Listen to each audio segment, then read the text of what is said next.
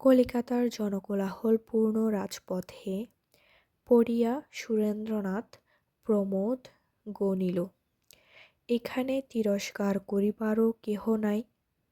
দিবানিশি শাসনে রাখিতেও কেহ চাহে না।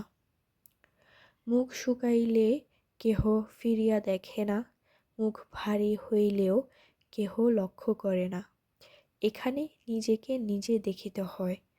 এখানে ভিক্ষাও ঝোটে, করুণারও স্থান আছে, আশ্রয়ও মিলে। কিন্তু আপনার চেষ্টা চাই। স্বেচ্ছায় কেহই তোমার মাঝে ঝাঁপাইয়া পড়িবে না।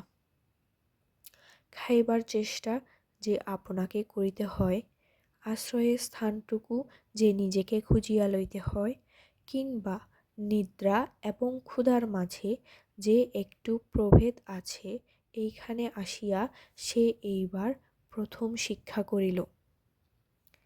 কতদিন হইল সে বাড়ি ছাড়িয়াছে, রাস্তায় রাস্তায় ঘুরিয়া বেড়াইয়া শরীরটাও নিতান্ত ক্লান্ত হইয়া আসিয়াছে। অর্থও ফুরাইয়া আসিতেছে, বস্ত্রাদি মলিন এবং ছিন্ন হইতে চলিল। রাত্রে শুইয়া থাকিবার স্থানটুকুরও কোনো ঠিকানা নাই। সুরেন্দ্রের চক্ষে জল আসিল। বাটিতে পত্র লিখিতেও ইচ্ছা হয় না, বড় লজ্জা করে, এবং সকলের উপর যখন তাহার বিমাতার সে স্নেহ কঠিন মুখখানি মনে পড়ে, তখন বাড়ি যাইবার ইচ্ছা একেবারে আকাশকুসুম হইয়া যায়। সেখানে যে সে কখনো ছিল, এ কথা ভাবিতেও তাহার ভয় হয়। একদিন সে তাহারই মতো একজন দরিদ্রকে কাছে পাইয়া বলিল, বাপু, তোমরা এখানে খাও কি করিয়া? লোকটা একটু বোকা ধরনের, না হইলে উপহাস করিত। সে বলিল, চাকরি করিয়া খাটিয়া খাই, কলিকাতার রোজগারের ভাবনা কি? সুরেন্দ্র বলিল, আমাকে একটা চাকরি করিয়া দিতে পারো? সে কহিল, তুমি কি কাজ জানো? সুরেন্দ্রনাথ কোনো কাজই জানিত না, তাই সে চুপ করিয়া ভাবিতে লাগিল। তুমি কি ভদ্রলোক? সুরেন্দ্র মাথা নাড়িল। তবে পড়ালেখা শেখনি কেন? শিখেছি। সে লোকটা একটু ভাবিয়া বলিল, তবে ওই বড় বাড়িতে যাও, ওইখানে বড় লোক জমিদার থাকে, একটা কিছু কাজ করিয়া দিবেই। এই বলিয়া সে চলিয়া গেল। সুরেন্দ্রনাথ পটকের কাছে আসিল, একবার দাঁড়াইল, আবার পিছাইয়া গেল, আবার ফিরিয়া আসিল, আবার ফিরিয়া গেল। সেদিন আর কিছুই হইল না। পরদিনও ঐরূপ করিয়া কাটিল। 2 দিন ধরিয়া সে ফটকের নিকট উমেদারি করিয়া, তৃতীয় দিবসে অপেক্ষাকৃত সাহস সঞ্চয় করিয়া ভিতরে প্রবেশ করিল।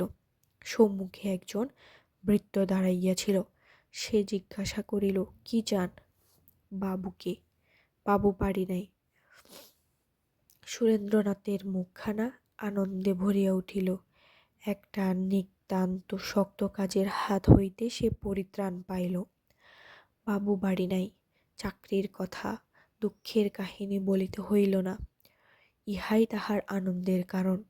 তখন দ্বিগুণ উৎসাহে ফিরিয়া গিয়া দোকানে বসিয়া পেট ভরিয়া খাবার খাইয়া খানিকক্ষণ সে মনের আনন্দে ঘুরিয়া বেড়াইল, এবং মনে মনে রীতিমতো আলোচনা করিতে লাগিল যে পরদিন কেমন করিয়া কথাবার্তা কহিতে পারিলে তাহার নিশ্চিত একটা কিনারা হইয়া যাইবে। পরদিন কিন্তু উৎসাহটা তেমন রইল না। বাটির যত নিকটবর্তী হইতে লাগিল, ততই তাহার ফিরিয়া যাইবার ইচ্ছা হইতে লাগিল। ক্রমে ফটকের নিকট আসিয়া একেবারে সে দমিয়া গেল। পা আর কোনো মতেই ভিতরে যাইতে চায় না। আজ তাহার কিছুতেই মনে হইতেছে না যে সে নিজেই কাজের জন্যই নিজে আসিয়াছে। ঠিক মনে হইতেছে যেন জোর করিয়া আর কেহ তাহাকে পাঠাইয়া গিয়াছে। কিন্তু দ্বারের কাছে সে আর উমেদারি করিবে না, তাই ভিতরে আসিল। সেই বৃত্তটির সহিত দেখা হইল। সে বলিল, বাবু বাড়ি আছেন, দেখা করবেন কি? হ্যাঁ, তবে চলুন। এটা আরও কঠিন। জমিদার বাবুর প্রকাণ্ড বাড়ি, রীতিমতো সাহেবী ধরনের সাজান, আসবাবপত্র কক্ষের পর কক্ষ, মার্বেল প্রস্তরের সোপানাবলী, ঝাড়লণ্ঠন, লাল কাপড়ের ঢাকা প্রতিকক্ষে শোভা পাইতেছে।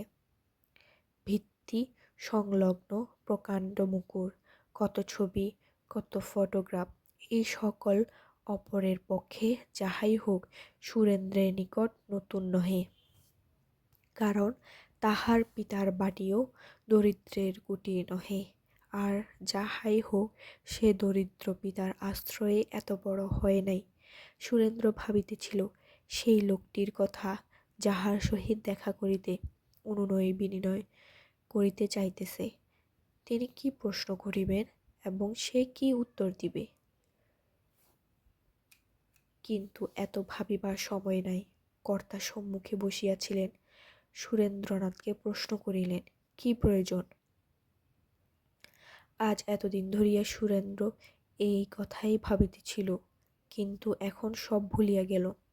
বলিল, আমি আমি বজ্ররাজ লাহিড়ী, পূর্ববঙ্গের জমিদার। মাথায় দু চারি গাছা চুলও পাকিয়াছে। পাতিকে নহে, ঠিক বয়সে পাকিয়াছিল। বড়লোক, অনেককে দেখিয়াছিলেন, তাই চট করিয়া সুরেন্দ্রনাথকে অনেকটা বুঝিয়া লইলেন। কহিলেন, হাঁ বাপু, কি চাও তুমি? কোনো একটা, কি একটা? চাকরি। ব্রজবাবু মৃদু হাসিয়া বলিলেন, আমি চাকরি দিতে পারি এই সংবাদ তোমাকে কে দিলে?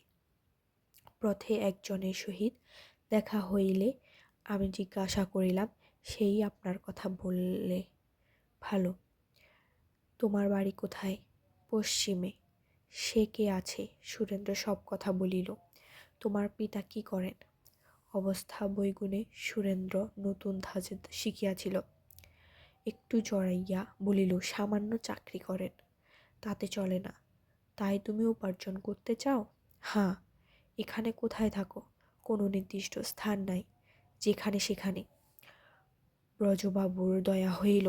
সুরেন্দ্রনাথকে কাছে বসাইয়া তিনি বলিলেন, তুমি এখনো বালক মাত্র। এই বয়সে বাড়ি ছাড়িয়া আসিতে বাধ্য হইয়াছ বলিয়া দুঃখ হইতেছে। আমি নিজে যদিও কোনো চাকরি দিতে পারি না, কিন্তু যাহাতে কিছু জোগাড় হয় তাহার উপায় করিয়া দিতে পারি। আচ্ছা, বলিয়া সুরেন্দ্রনাথ চলিয়া যাইতেছিল দেখিয়া ব্রজবাবু তাহাকে ফিরিয়া বলিলেন, আর কিছু তোমার জিজ্ঞাসা করিবার নাই? না। ইহাতে তোমার কাজ হইয়া গেল? কি উপায় করিতে পারি, কবে পারি, কিছুই জানিবার প্রয়োজন বিবেচনা করিলে না? সুরেন্দ্র অপ্রতিভ হইয়া ফিরিয়া দাঁড়াইল। ব্রজবাবু সহাস্যে বলিলেন, এখনো কোথায় যাইবে? কোনো একটা দোকানে, সেখানেই তা আহার করিবে? প্রতিদিন তাহাই করি। তুমি পড়ালেখা কতদূর শিখিয়াছ? কিছু শিখিয়াছি। আমার ছেলেকে পড়াইতে পারিবে? সুরেন্দ্র খুশি হইয়া কহিল, পারিব। ব্রজবাবু আবার হাসিলেন। তাহার মনে হইল দুঃখে এবং দারিদ্র্যে তাহার মাথা ঠিক নাই। কেননা কাহাকে শিক্ষা দিতে হইবে এ কথা না জানিয়াই অতটা আনন্দিত হওয়া তাহার নিকট পাগলামি বলিয়া বোধ হইল। বলিলেন, যদি সে বলে আমি বিএ ক্লাসে পড়ি, তখন তুমি কি করিয়া পড়াইবে? সুরেন্দ্র একটু গম্ভীর হইয়া ভাবিয়া বলিল, তা একরকম হইবে। ব্রজবাবু আর কোনো কথা বলিলেন না। ভৃত্যকে ডাকিয়া বলিলেন, বঙ্কু, এই বাবুটির থাকিবার জায়গা করিয়া দাও এবং সান্নাহারের জোগাড় দেখো। পরে সুরেন্দ্রের পানে চাহিয়া বলিলেন, সন্ধ্যার পর আবার ডাকিয়া পাঠাইব। তুমি আবার আমার বাড়িতেই থাকো, যতদিন কোনো চাকরির উপায় না হয়। ততদিন স্বচ্ছন্দে এখানে থাকিতে পারিবে। দ্বিপ্রহরের আহার করিতে গিয়া তিনি জ্যেষ্ঠ কন্যা মাধবীকে ডাকিয়া বলিলেন, মা, একজন দুঃখী লোককে বাড়িতে স্থান দিয়েছি। কেন বাবা? দুঃখী লোক এছাড়া আর কিছুই জানি না। লেখাপড়া বোধহয় কিছু জানে, কেননা তোমার দাদাকে পড়াইবার কথা বলাতে তাহাতেই সে স্বীকার করিয়াছিল। বিএ ক্লাসে ছেলেকে যে পড়াইতে সাহস করিতে পারে, অন্তত তোমার ছোট বোনটিকেও সে নিশ্চিত পড়াইতে পারিবে। মনে করিতেছি সেই প্রমিলার মাস্টার থাকুক। মাধবী আপত্তি করিল না। সন্ধ্যার পর তাহাকে ডাকিয়া আনাইয়া ব্রজবাবু তাহাই বলিয়া দিলেন। পরদিন হইতে সুরেন্দ্রনাথ প্রমিলাকে পড়াইতে লাগিল। প্রমিলার বয়স 7 বৎসর। সে বোধোদয় পড়ে। বড় দিদি মাধবীর নিকট ফার্স্ট বুকের ব্যাকের গল্প পর্যন্ত পড়িয়াছিল। সেই খাতাপত্র, বই, সেট, পেন্সিল, ছবি, লজেন্স প্রভৃতি আনিয়া পড়িতে বসিল। ডু নট মুভ, সুরেন্দ্র বলিয়া দিল। ডু নট মুভ, নড়িও না। প্রমিলা পড়িতে লাগল, ডু নট মুভ, নড়িও না। তাহার পর সুরেন্দ্রনাথ অন্যমনস্ক হইয়া সেট টানিয়া লইল, পেন্সিল হাতে করিয়া আঁক পাড়িয়া বসিল। প্রমিলা কখনো এ পাশ কখনো ও পাশ ফিরিয়া ছবির পাতা উল্টাইয়া শুইয়া বসিয়া লজেন্সের মুখে ফুরিয়া নিরীহ মেঘে সর্বাঙ্গে মসিলিপ্ত করিতে করিতে পড়িতে লাগিল, ডু নট মুভ, লড়িও না। মাস্টার মশাই, বাড়ি যাই। যাও। সকাল বেলাটা তাহার এইরূপে কাটে, কিন্তু দুপুরবেলার কাজটা একটু ভিন্ন প্রকৃতির। চাকরির যাহাতে উপায় হয়, এই জন্য ব্রজবাবু অনুগ্রহ করিয়া 2-1 ভদ্রলোকের নামে খানকতক পত্র দিয়াছিলেন। সুরেন্দ্রনাথ এইগুলি পকেটে করিয়া বাহির হইয়া পড়ে। সন্ধান করিয়া তাহাদের বাড়ির সম্মুখে আসিয়া উপস্থিত হয়। দেখে কত বড় বাড়ি, কয়টা জানালা, বাহিরে কতগুলি ঘর, দ্বিতল কি ত্রিতল, সম্মুখে কোনো ল্যাম্প পোস্ট আছে কিনা। তাহার পর সন্ধ্যার পূর্বে ফিরিয়া আসে। কলিকাতায় আসিয়াই সে কতগুলি পুস্তক ক্রয় করিয়াছিল, বাড়ি হইতেও কতগুলো লইয়া আসিয়াছিল। এখন সেইগুলো সে গ্যাসের আলোতে অধ্যয়ন করিতে থাকে। ব্রজবাবু কাজকর্মের কথা জিজ্ঞাসা করিলে হয় চুপ করিয়া থাকে, না হয় বলে ভদ্রলোকদিগের সহিত সাক্ষাৎ হয় নাই।